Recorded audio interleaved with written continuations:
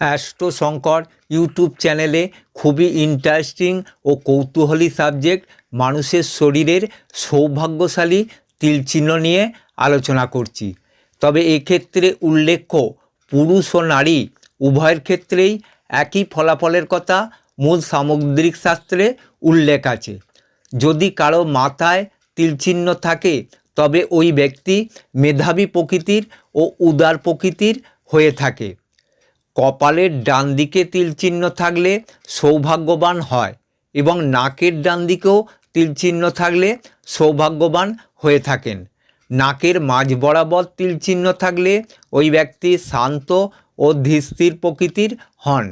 উপরের ঠোঁটে তিলচিহ্ন থাকলে কর্তব্যপরায়ণ ব্যক্তিত্বের হয়ে থাকেন এবং নিচের ঠোঁটে তিলচিহ্ন থাকলে উনি ভোগী ও বিলাসী প্রকৃতির হন।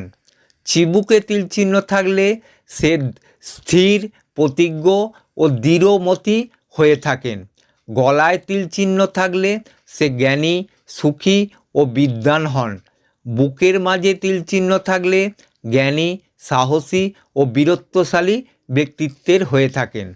ডান হাতে তিলচিহ্ন থাকলে ব্যক্তি কর্মে নিপুণ ও উদ্যমশীল হন।